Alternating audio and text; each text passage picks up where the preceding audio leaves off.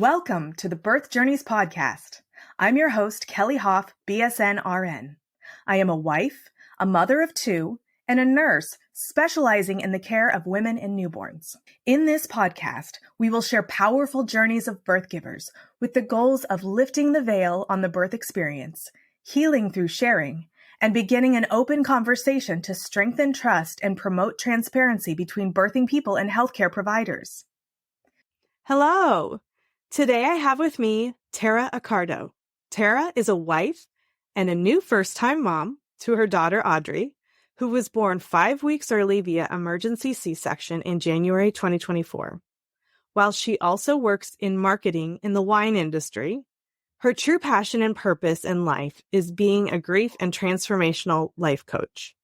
She loves to support and guide those grieving or enduring difficult hardships to discover fulfilling, beautiful, meaningful life after loss or painful life experience. She is also the host of the Life with Grief podcast, which is available everywhere you get your podcasts. Tara, welcome, and thank you for joining me.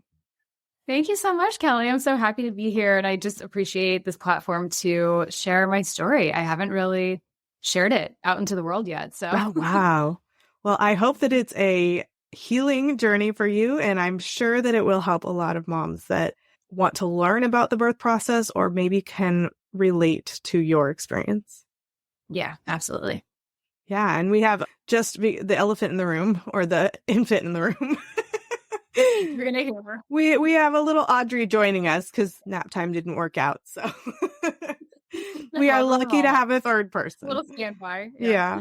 So tell me, how was your pregnancy? How was all of those things leading up to the big moment? So honestly, my pregnancy, and I don't say this to be like braggy at all, but like I had a really good pregnancy. I had a little morning sickness in the very early weeks, like week 5 to 9. Headaches, a little bit of nausea, and some aversions, but really it went away fairly quickly. Otherwise, I definitely had some back pains and stuff later on in the pregnancy. A lot of the typical things. But generally speaking, I will say I feel I got pretty lucky. That being said, I was due February 19th of 2024. So as you mentioned, my daughter came 5 weeks early. Given this was my first child, we had no reason to think anything was wrong or that there would be anything to look out for, all that stuff.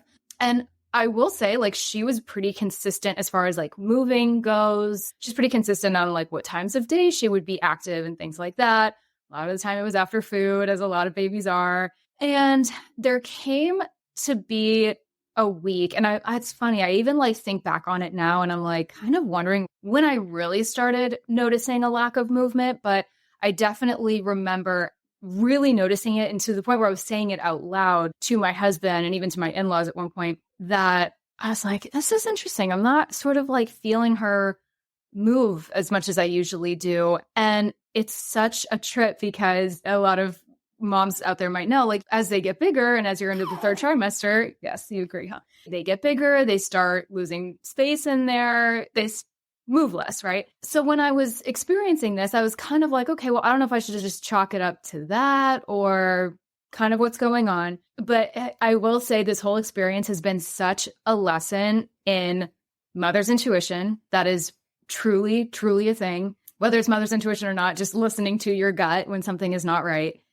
And so I think probably 2 to 3 days before we ended up having to do the emergency C-section, spoiler alert, I felt her moving significantly less. Mm-hmm. Not even just like rolling, no kicks, really, nothing. And I remember saying like out loud the night before we had to go to get it checked out, I was like, this is really weird. Something feels really off. And my husband, bless his heart, was like, oh, I'm sure it's fine. I'm sure she's just, losing space in there, all that typical stuff. And I just remember thinking to myself, like, no, this is just, I know my baby. This is not right. So Saturday, January 13th rolls around, and I was pretty stressed out about it. And I'm not a person that gets stressed pretty easily. So when I was like stressed out and, I knew something was really off. So that morning I was up at like 5 a.m. I remember trying to do all the things to get her to move or to do the kick counts, and to see what I could feel. Tried eating something and just nothing really. Very, very minimal movement, if anything.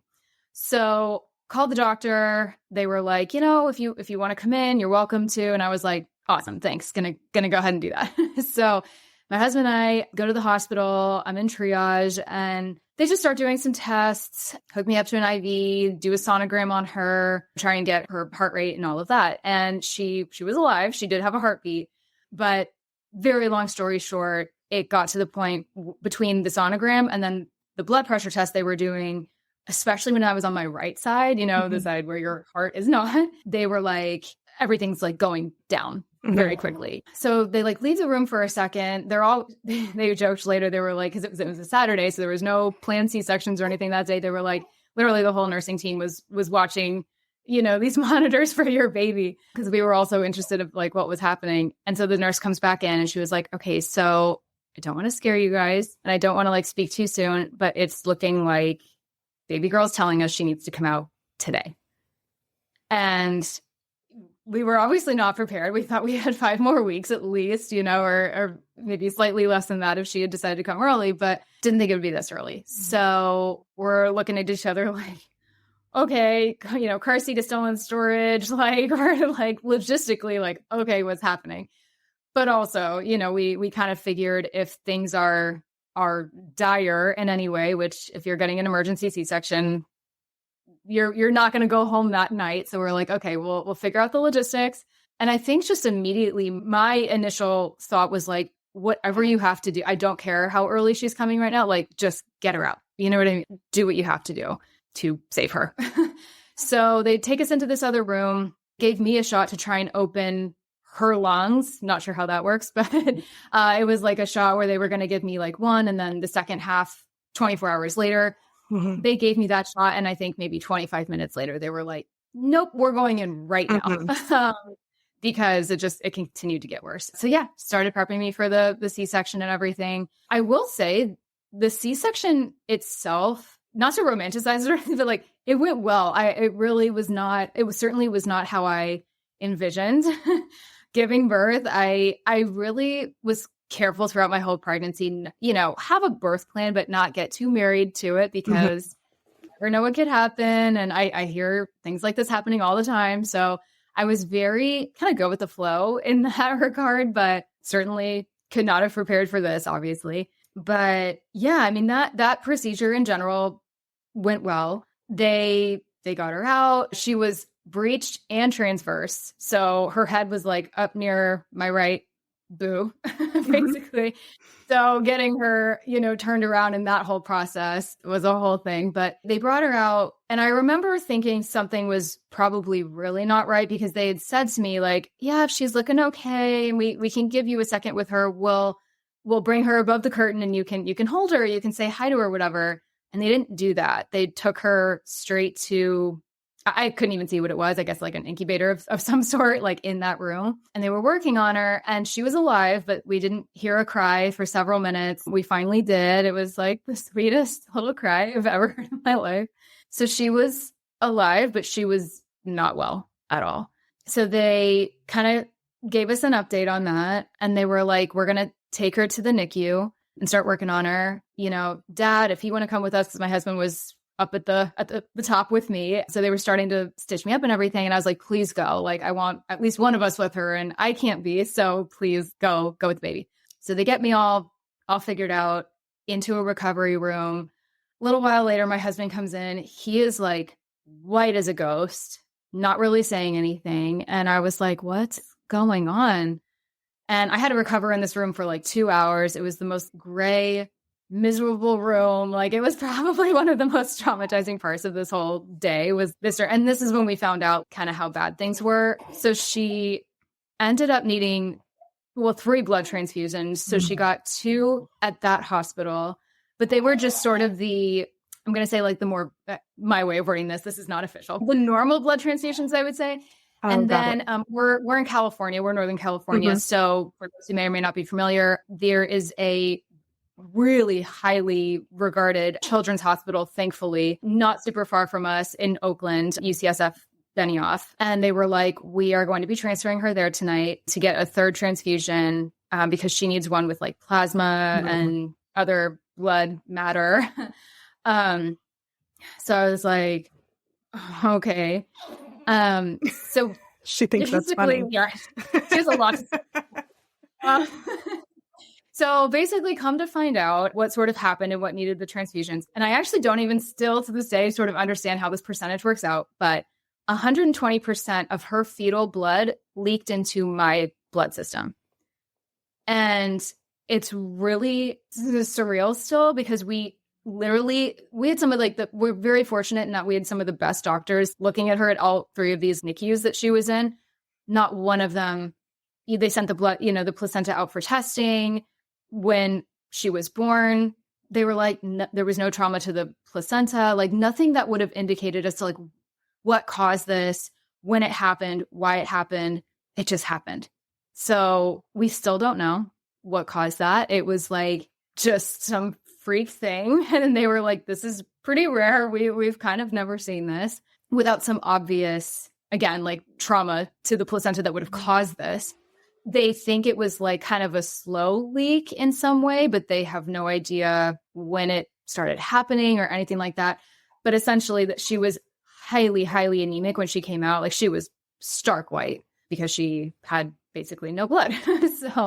So that's what caused all the transfusions to be needed. And really on top of that, the scariest part was the fact that she had lack of oxygen to her brain and various organs for an unknown amount of time, really. So that was really the first like week or two, of course, was like making sure she was recovering, making sure that the transfusions took okay and all of that, but also just monitoring for any side effects, if you will, of this lack of oxygen. And even now we're having a ton of follow-ups just to make sure she's progressing well and that there's not like any obvious things that came from that lack of oxygen. And thank God, I'm knocking on wood, every follow-up she's had so far has been really great. There's no concerns. She's doing amazing. It's miraculous. But she was in the NICU for 18 days. She was in like 3 or 4 different NICUs. They transferred her back and forth for various reasons that I won't even get into right now. But it was an interesting experience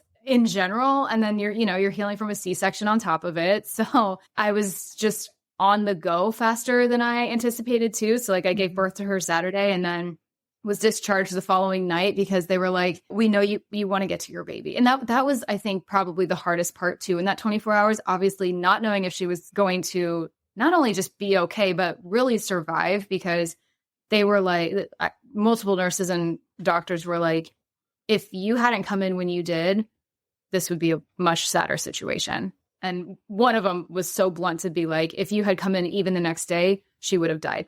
So I'm like, okay, that's a lot to process and kind of scary.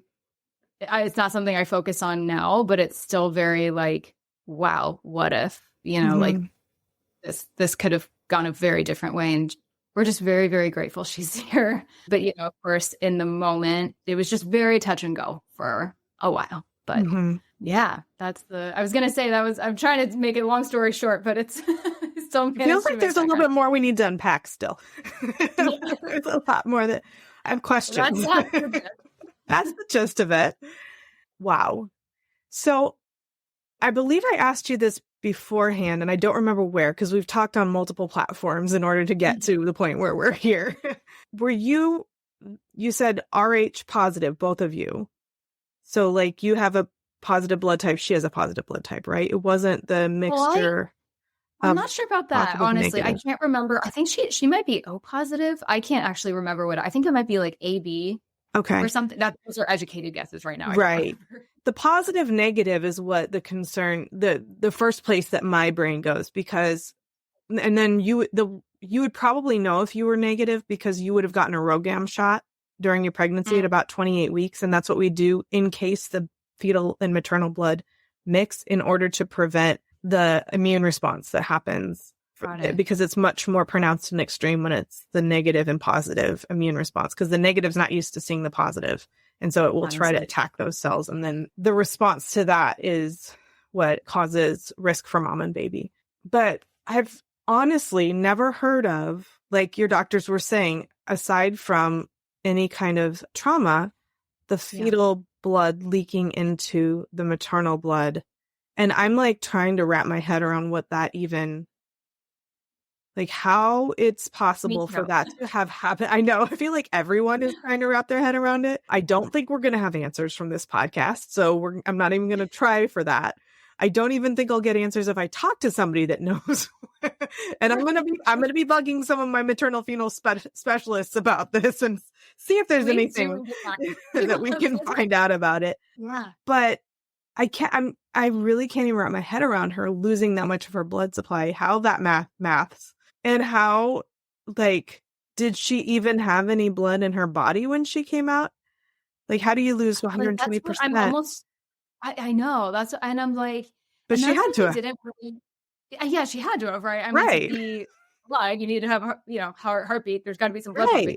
So but I'm almost wondering if it was like came out of her, but then the placenta too. I don't know. I mean, obviously, I'm certainly not a doctor or a nurse or well versed on any of this, but that 120 is what they gave us, and then we were like, how is that? How does that work? That's about math. But either way, the moral of the story is she was highly lacking in blood, meant for the oxygen. And was there like a term, like a medical term for it? Did they give you like a diagnosis, or it was just like, we don't know what happened? There's we measured somehow and the blood came out. And okay. Yeah, I don't understand that at all. But that's okay. That's the point of the moral of this story is that you felt like something was wrong. It wasn't just a feeling. There were changes in movement. The way that you describe it, I think, is very key and amazing. You said that there were kicks and rolling movements that didn't occur anymore. Right. Also, having gotten to know your baby while you were pregnant with her, it didn't feel like she was okay. And I think about those things. And when you have a child that's outside of the womb that has been born, parents also describe those feelings. They're not acting right. They don't look right. Something doesn't seem right, even if the symptoms are vague, because babies can't necessarily communicate those symptoms. And I just want to really enforce how it's important to pay attention to those things. If your baby's not acting right, even if you're pregnant with that baby, if that baby's not acting right, it's important to sit down and figure out what that not acting right means. If you sit down and you're doing your kick counts, which when we say kick counts, those are movements, and you see if your baby's not moving the way that they used to. And there is some degree of, as your baby runs out of space, the movements will feel different. It's usually not one day to the next. It's usually not very abrupt. So if there's definitely an abrupt change in movement, what will happen is you'll call your doctor. You'll say, you know what, something doesn't feel right. They will put you on the monitor. We can tell from your baby's heart rate and the pattern of your baby's heart rate if there's something concerning. And while I recognize that it's not 100% accurate, we can put you on the monitor for if we can get 20 minutes of what we call a reactive strip. If your baby's got nice squiggly lines in the heart rate and the heart rate goes up and down enough per our measurements that we can see that your baby is what we call neurologically intact, or that your baby's metabolic state is right now status quo. That usually tells us within this 24-hour period, everything is fine. You may need to do another one tomorrow if things don't feel right or if things get worse. So we can't guarantee, but if your baby looks textbook perfect right now in that 20-minute period, most of the time that means that things are okay.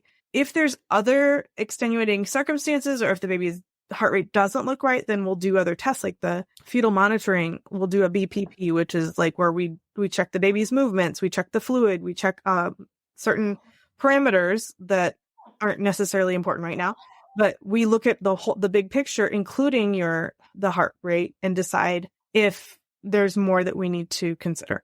And sometimes you'll just stay at the hospital, we'll watch, or sometimes we'll move to delivery, or sometimes we'll just say everything's great, you can go home. We'll follow up in this many days. So I just want to encourage parents to call your doctor. You don't need to call the hospital. You call your doctor or midwife if you are in midwifery care, and they will decide whether you need to be seen. And because I want to be inclusive of midwifery care and low risk birth, if you're planning a home birth or you're planning a birth center birth or a low risk hospital birth, your midwife can decide if you're still within the low risk category or if they want to decide to check you out to see if you can stay within the low risk category. So it doesn't necessarily mean that anything's going to change. We just want to know. And that's perfectly okay. And I know that there's a lot of doubt surrounding the whole calling the doctor and feeling like you're being an alarmist, but it's very, very important to trust your instinct, to trust the evidence, and to remember that if you would take your baby to the doctor, if they were outside of the womb for the way that they're acting inside of the womb right now, then it's necessary to take them to the doctor for the way that they're acting right now. So that's my little soapbox about that. And I applaud you for having that intuition and making that decision, because it's very important and it's very easy to find out if we need to proceed. It just is a matter of going in and checking you out.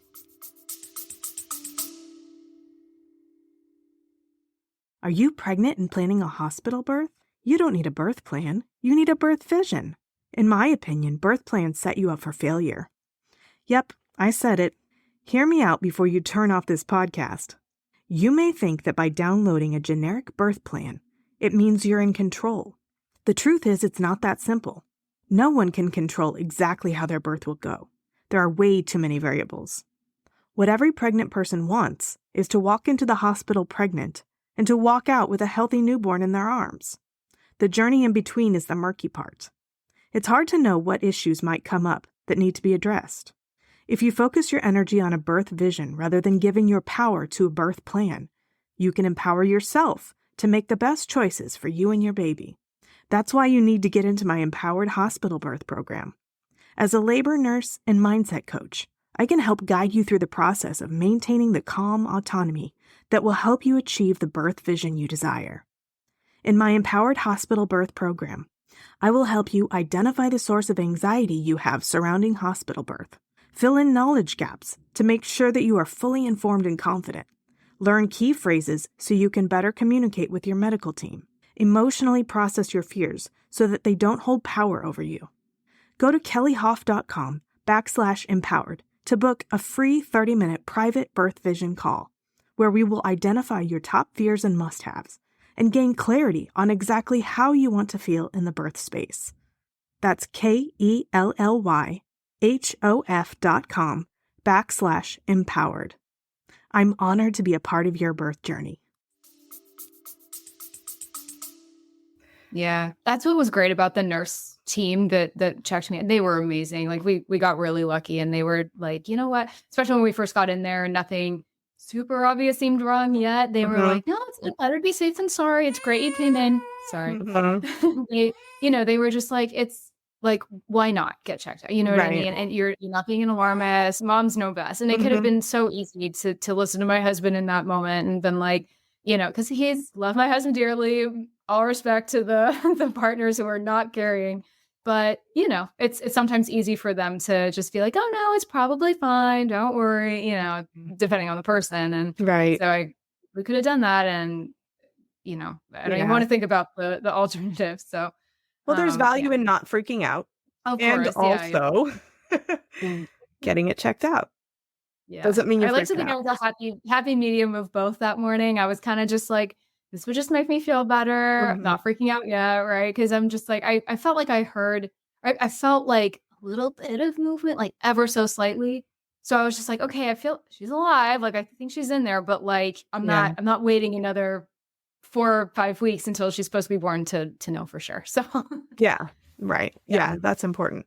And like I said, really, it's so easy to find out. It's so easy to put your baby on the monitor and decide, does this baby look good right now? If the baby looks good right now, then sure, cool. We're good. And from the perspective of a labor and delivery nurse, it's not hard from our end. And I never think, not another decreased fetal movement. I think, come in, let's make sure your baby's okay. It's not something that we're ever thinking, not another alarmist, There's definitely other things that might be more alarmist, but not that. That's the one thing where we're like, yeah, please, let's find out. Yeah, we don't want to know later. As the mom in that position, like, we really appreciate that because, I'm sure there are people in the health field that are just, they don't always, I've heard of some moms just having more negative experiences with that, or like people that were not as empathetic, or they didn't treat them with that, let's just make sure it's okay. You know what I mean? Like, they just didn't have that compassion really for what the mom was feeling. So I just felt very well supported that day. So that, and from a mom perspective, that really means a lot when we get that. Let's talk about the C-section. And like, was it an emergency C-section? Did they run you back to the OR real fast, or was it kind of like a calm but brisk stroll? How did that look for you? Good question. I guess it was a brisk process. They were, I wouldn't say running around, but there was urgency to it for sure. I remember, like I said, being in that room, and then it was like my husband and I, just for a moment, they went out to kind of like do whatever the nurses were doing. They were all watching the monitors from a different room. And then I remember, again, I think it was either whatever side I was on, even he and I saw on the monitor that her heart rate had dropped significantly. Within seconds, they were in there. They were like, all right, this is going to go ahead and happen right now because we're not waiting. So, because the plan was either, they were kind of like, well, depending on what baby girl tells us, it'll either be today or tomorrow, because I think they were trying to see if that shot was going to help at all. You know what I mean? So we were kind of like, all right, it might be 24 hours from now. We'll see.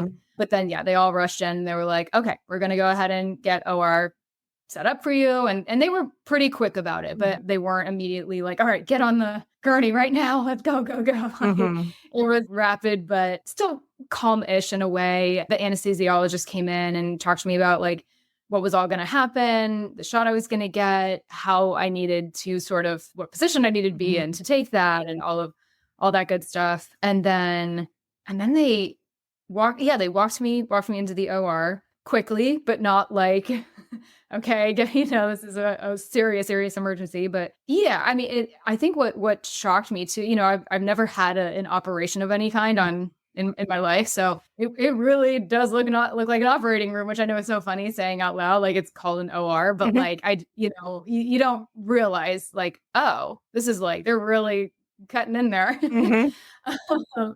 And, I think it also shocked me how many people were in there. Like, I think I even like, to kind of distract myself, I was counting at one point, and there was at least 8 or 10 people, and each had their own jobs. And I don't know if they were you could probably shed some light on this. I don't know if they were recording themselves saying all of this at one point, but they were like saying who they were and giving like a little update on something. I was like, this is fascinating. And then they, sat me on the bed, and I was still pretty calm at this point. I think just because I was relieved that they were doing something about it. So like, you know what I mean? Like for me, I was just like, I don't care about myself. Like, just get her out. Okay, good. We're taking action. That makes me happy. A little chaotic, but somewhat calm. They gave me the shot. And that is such a trick too, how it numbs you. And they were like, okay, you're going to need to lie on your back really quick. And it is crazy how fast that works. I was like, oh, okay, here we go. They were like, okay, good job.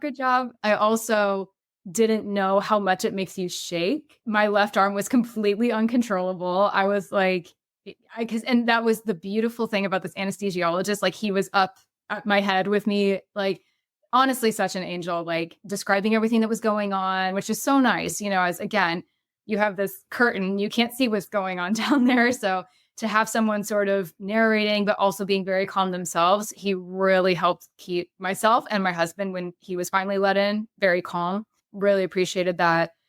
And he was like, if you want to try and like stop the shaking a little bit, like put your tongue out, because for some reason that helps. And I was like, whoa, this is such a trip. So I guess I was just like, I don't know if I was just reacting to the shot and everything they gave us, but I was still like fairly calm through that, I think. But I think my calmness was, again, number one, I don't tend to stress or freak out too easily just in general, but with how the whole team just communicated with us so well and really put my mind at ease to understand like what was happening, and to make sure that if there was something happening, they were like, this is normal, don't worry, almost kind of over explaining some things. But like, I really appreciated it at the time, because of course, I was worried about her too. So, there's just a lot going on.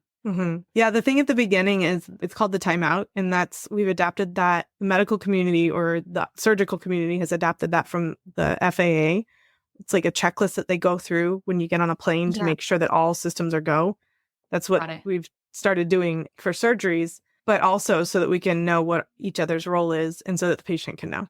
So even though you can't see past the curtain, it's probably like someone across the room is like, I'm Kelly, the labor and delivery nurse. You're like, you're in here somewhere. I don't know which one you are, but it's just so that we're all on the same page so that we don't like for a regular OR so that we're not doing like a hip replacement for someone that needs a brain surgery or something like that, you know? Yeah. It's a little easier to know what we're doing when we're in the OR for a C-section because it's like pretty straightforward. We're getting a baby out. That's our goal. We're not really doing much else. But when you add on things like if you wanted to have a sterilization surgery, making sure that we're all on the same page and have the equipment for that is pretty important because, you know, if you think you're going to come out of this surgery and not be able to have babies anymore, and then, oops, you get pregnant, you're going to be pretty pissed. So it's important to know what we're doing. You had mentioned that you got the shot for her lung development. And then the idea was hopefully within the next 24 hours have the C-section, but to be able to give her lungs the time that they needed. First thought on that process is her lungs weren't the problem. Second, so sure. I don't think they knew that at the time. Like, correct. Hindsight being 2020, probably wouldn't have mattered. Remember that.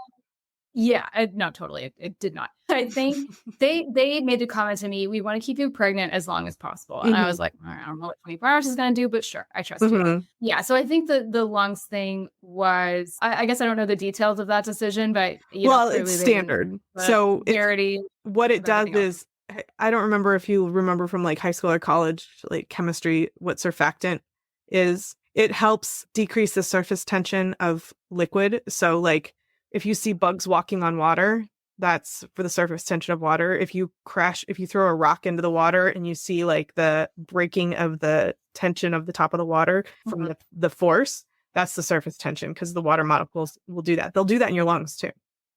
But the surfactant breaks it up. Soap does that too. So it'll break up grease. So it's essentially, it breaks up the surface tension so that the alveoli of the lungs can open and stay open versus the fluid of lungs keeping them stuck together and closed from the surface tension. Right. And babies don't secrete as much of that until they're full term. So the system that it helps work through is a steroid, usually called, it's either betamethasone or dexamethasone. I think there's maybe one other, I can't remember off the top of my head, but it'll cause that process to occur earlier. And it takes about 24 hours for it to work. So I remember they were saying, we'll give you this shot now, another shot in 24 hours. And then after that, we'll get her out. But if there's not any blood in the baby, there's not going to be.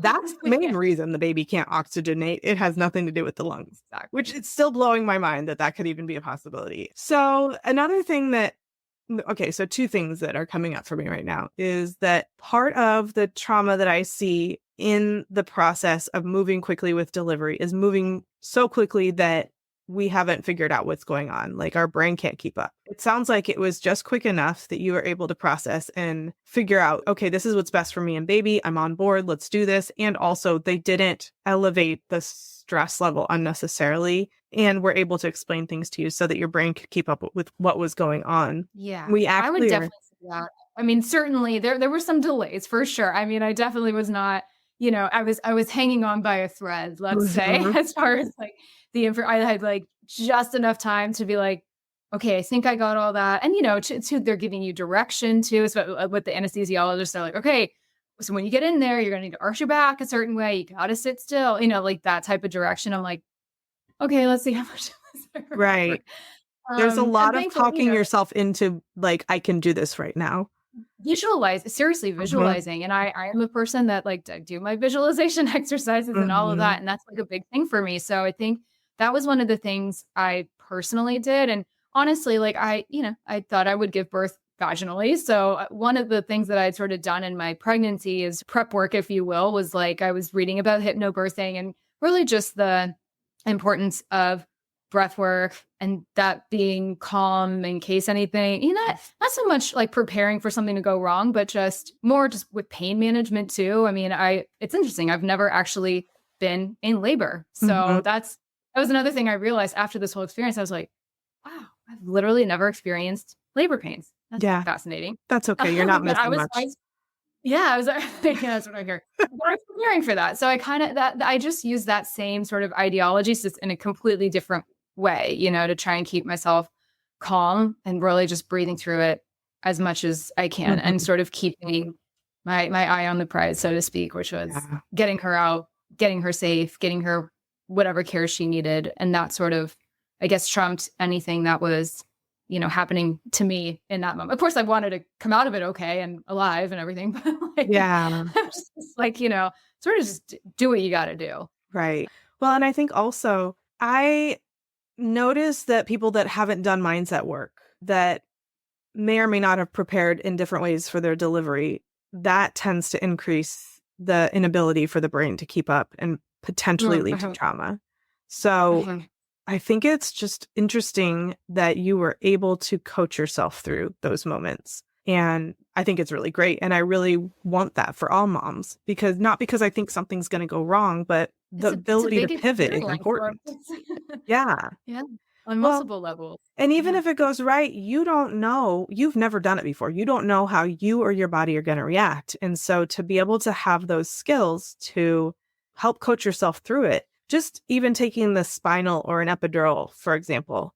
I have moms that aren't able to sit still because they tell themselves that they can't sit still. And so then it's like, but here's like your option right now. You want pain control.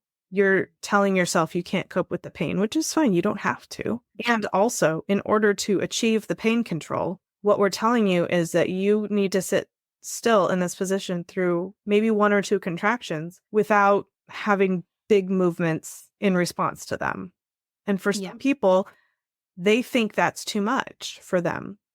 And then having a minimal amount of time and not knowing someone very well to try to convince them that they can do it is A, not always optimal, and B, not always successful. And then I feel like, I don't get to see people afterwards because I don't do the follow-up appointments, but I feel like that leads to trauma. It also leads to an ineffective epidural and potential injury because you have a needle in your spine and you're not holding still.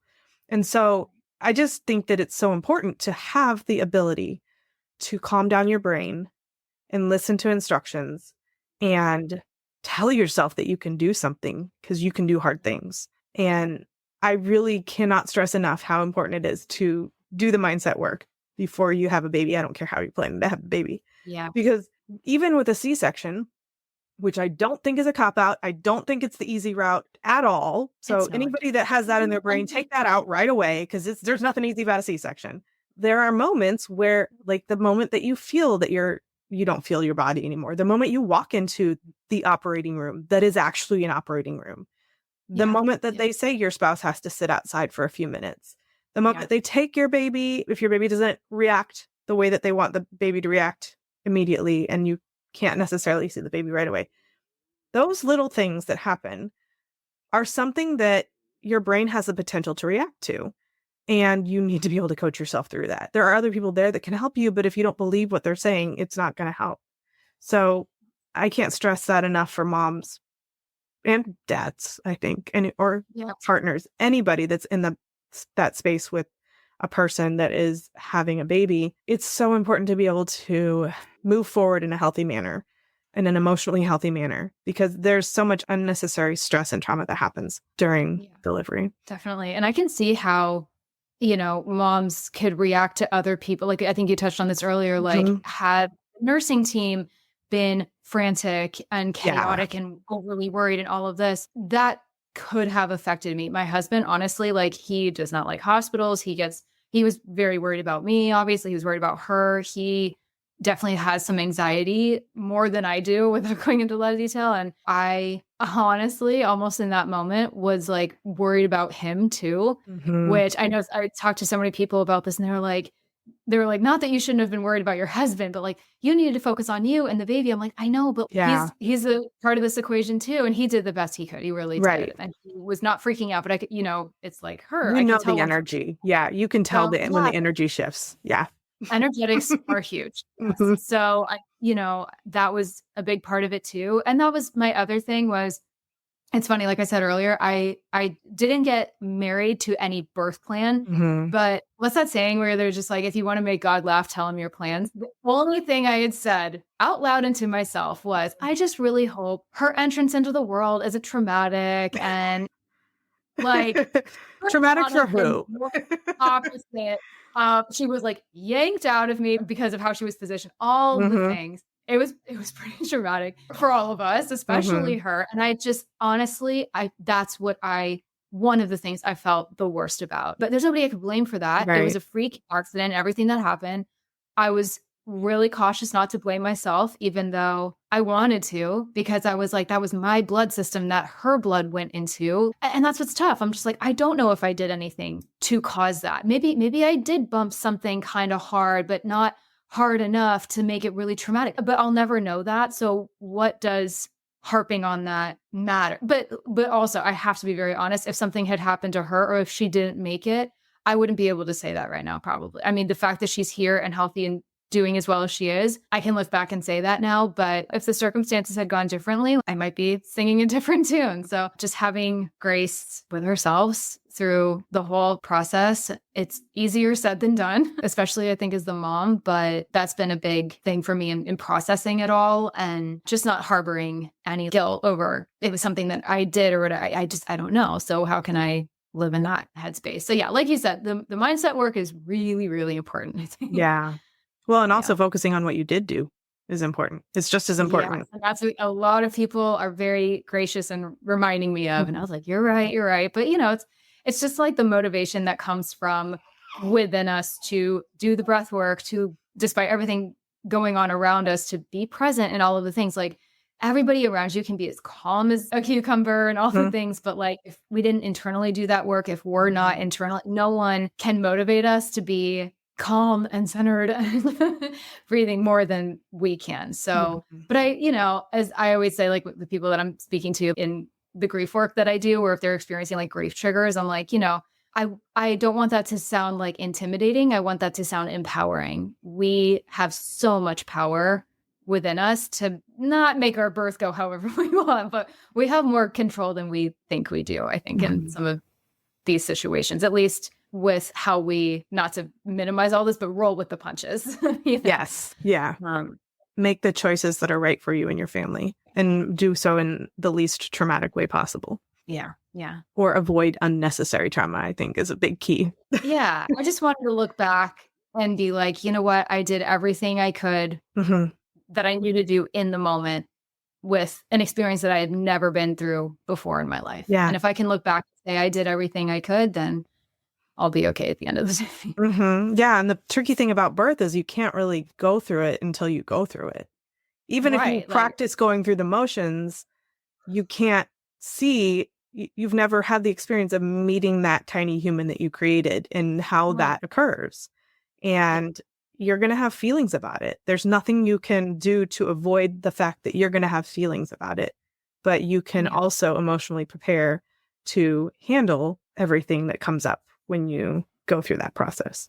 Definitely. And it was like, for me, it was the birth process, of course, but then because she was transferred, within hours of being born, I was able to see her a couple times, but it was very scary. It was in the NICU. I couldn't get super close to her. She was covered in wires and tubes and everything. I mean, she looked not alive sitting in that incubator. It was very, very scary. And so that was highly emotional. I didn't get to hold her for like at least a couple days between me healing and being able to get out of the hospital. She was in a different hospital, at least 40 to 50 minutes away from me. And there's that whole sort of other subset of the experience and the emotions that came with it. And my husband drove to the hospital that she was transferred to that night, and he had his parents, his sister, his brother, like they all, thank God, were there to meet him. And I wanted that to happen because he, like his dad, has a little bit of anxiety. I think he needed his family around him. My parents are dead. I don't have family around here. So I was like sitting in the hospital bed the night she was born while they were all with her as she was getting this other transfusion just by myself. And I was like, how is this my life right now? Like it was just a very profound come to Jesus moment. But I do feel like it kind of made me stronger in some ways in that moment. But that process was hard. I wish I had my mom and dad there for me. Like, it's just a testament. You always need your parents. Like, I don't care how old you are. You know what I mean? So that was difficult, even though he came back to the hospital I was at later that night once we knew the transfusion went well. So he was with me, but that was sort of a trip. And then just, not being able to hold her. I had this whole other sort of fear that I wouldn't feel as connected to her. And, I hated, it was hard, that experience of being able to like have your baby and immediately hold them and immediately bond with them and get that skin to skin time. That I felt I was robbed of that, and so there's a little bit of grief that came along with that process. And then when I did get to hold her, she was a very sick little baby and hooked up to all these wires and things. And I'm just like, this is not what I expect. This is like not how I hoped this would go. So I think it doesn't end at the end of your pregnancy. It doesn't end right as you give birth, like especially if there is a more traumatic birth experience that happens, or I never in a million years thought my baby would have had to be transferred away from me the day she was born. And I wouldn't have been able to hold her and all of those things. So that's a whole nother set of circumstances and emotions and things that I had to deal with. And that is a grief process. And part of my goal of helping kind of lift the veil on this whole birth experience is helping moms through advocating for preventing some of these things being robbed of them if it's not necessary. In your case, it was absolutely necessary, and there's nothing that we can do other than accept the fact that you are going to grieve the loss of that experience, which, again, it sounds like you have the tools in your toolbox to be able to do that. And also, people that may not have those tools, that's going to be even harder. Even if it's as simple as hospital policy that is still a little outdated, where they don't necessarily put the baby on your chest immediately. Yeah. There are parents that are grieving that. And I want to validate that, first of all, and also continue to advocate for doing the work that you need to do in order to emotionally prepare for anything that comes up like that. Because I think that the way that you've been able to process this is so healthy in spite of everything that you have been through. And I'm so grateful for that for you. But that wasn't something that you just lucked into. You did a lot of work to prepare for that. Yeah. And so that means that when all this happened, you were able to focus on what was important. And that was making sure that you and your baby were physically healthy, because you had the tools to worry about the other parts, the emotional parts, and you knew the steps you were going to be taking. Not that it was magically fine, but you knew that you're going to be taking steps in the future to work through that grief. You're going to accept that grief, and you're going to allow yourself to process and heal from it and know what that process looks like without judgment and without denial of the necessary steps. And I think that is so valuable. So I'm out here saying, do your emotional work, do your mindset work, and reach out if you need help with that. And, having someone that's like you, that's a grief coach, is super important as well, because grief doesn't just come up for the more common experience. You think grief, you think death. Death. Right. Exactly. You can grieve experiences. You can grieve the fact that you didn't get to hold your baby. That's grief. That's heavy. Even if your baby ends up, quote unquote, fine. There's still grief in having to see your baby go through a lot of these things. I can't even imagine. I've seen babies have blood transfusions. I have never seen my baby have a blood transfusion. That is so different. It hits different. Yeah. It is very different. So the tools that you need to be able to get through that process are so valuable.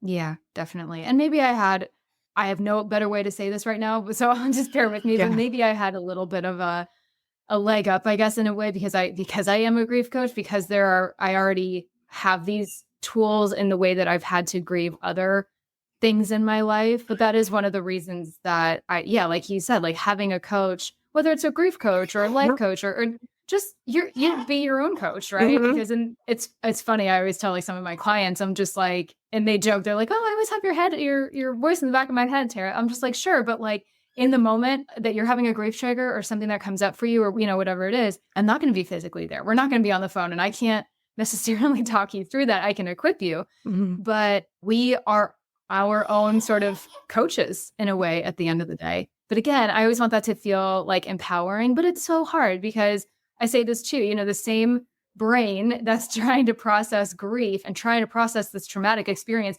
as it's happening. And then afterward is the same brain that has to like get us through it and coach ourselves through it or whatever. Hard. It is Like hard. I just want to validate that too, because that was definitely me in that moment. I was like, oh my God, I freaking coach people on this, but like it's physically happening to me right now. So okay, let me do what I can. Let me put my various practices into practice here, but it's all easier said than done. But yeah, as much prep work, I feel like as we can, like I said, I did prep myself with some breath work and things like as if I were to give, I don't know how you kind of properly word this. I keep saying like vaginal delivery because, that's what I say. Give birth in the more classic way that most people anticipate giving birth, right? Not necessarily through a rushed C-section.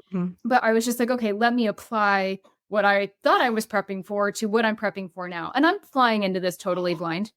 But it was definitely, I think, a mixture of the team, the doctors, the nurses, and everything being as wonderful as they were and calm and working with a sense of urgency, which actually didn't scare me. I appreciated it because to me, that meant they took it seriously.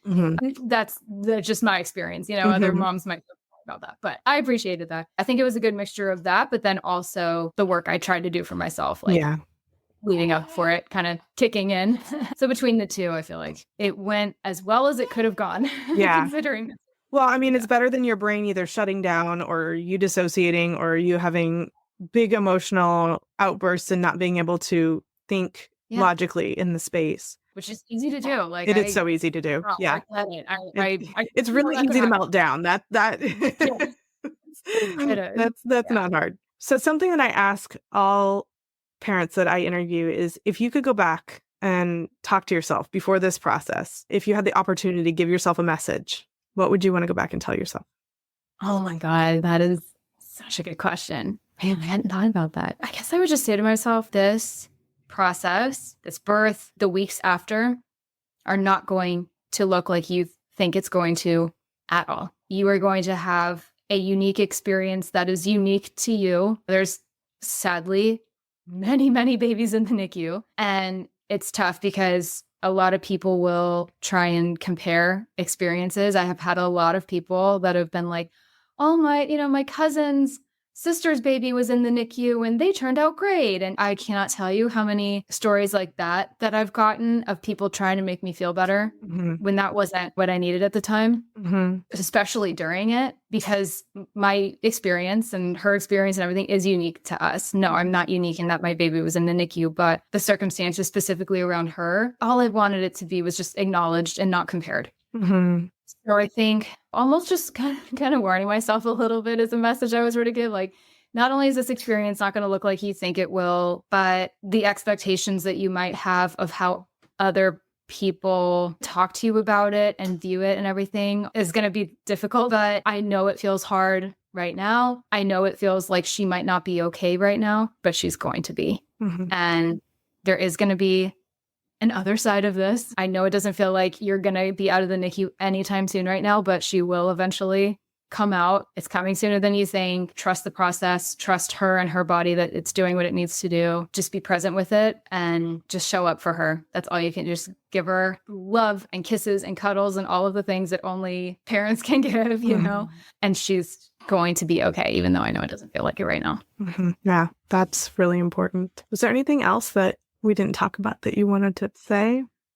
I don't think so. I think we hit on a lot of great things today. I think, I just, if there's any nurses or doctors or anybody here like listening, I think just maybe some of the things we talked about as far as like how, not that my nursing team was absolutely perfect, but I think there's definitely a lot to be said about just a very compassionate, understanding, patient team, especially with new moms, like who've never been through it before. Like there were some nurses along the way in various NICUs that she was in that they're very nice and they were supportive, but they definitely, I think, forgot that we were first-time parents. How some of the bedside manner was a little iffy, or it was very like, yep, it's this way or that way or whatever. Or they just kind of were very like blasé about things sometimes. And we were like, this is the biggest situation we've ever been in our lives. So just being aware, I guess. of that. And I know you see this every day, but we don't see this every day. Mm-hmm. So just, having understanding about that, I guess, or just keeping it in the back of their heads. And then just for anybody else listening that maybe is more of a bystander, like a friend or a family member or whoever, somebody that might go through this, just making sure they feel seen and validated, and that it's hard. And like I was saying earlier, sometimes it's helpful for people to hear about other situations where it's like, oh, well, this baby was even weeks earlier than yours and they're fine. Mm-hmm. Sometimes I don't Not need the same. the toxic positivity. I just need to be like, I see you in what you are going through. I have no doubt she's going to come out of this absolutely fine. How can I help you? How can I support you? Can I bring you some food? Mm-hmm. Like that. Food is always a good alternative. Oh my God. To unsolicited comparison stories. We were getting by. Yeah. Like we were just, it was so moment by moment, day by day. So just having a ton of patience with the parents that are going through it, knowing, we might not get back to you very quickly, or that, we're just getting by the skin of our teeth. And so is our baby. And that's very emotional. And things change so quickly on a dime and everything. And just giving people grace with it, both from the hospital perspective, nurses, doctors, whatever, and then just people in our lives that want to be supportive. Yeah. Well, Tara, thank you so much. And I'm so happy to see you with a healthy, beautiful baby who joined us for this podcast. Yes. She was like, she's passed out now. So Even when she was like making noises, I was like, she still looks asleep. She's stirring, but she's doing okay. I love the baby noises. They're really cute. When you did that adorable cry, I was like, yep, I heard it. It is very objectively cute. Yeah. Thank you for letting her sit in. Thank you so much for tuning into my podcast. If you enjoyed what you heard, make sure you hit that subscribe button so you don't miss out on future episodes. Don't forget to share the podcast with a friend who can benefit from the valuable insights that we share here. And if you could take a moment to leave a 5-star rating and review, it would mean the world to me. If you're ready to work one-on-one with me to embark on a transformational journey towards a confident and empowered hospital birth experience, go to kellyhoff.com/empowered and enroll in my Empowered Hospital Birth Coaching Program. Together, we'll create a roadmap to a birth experience that you'll cherish forever. That's kellyhoff.com/empowered. Let's make your birth experience extraordinary.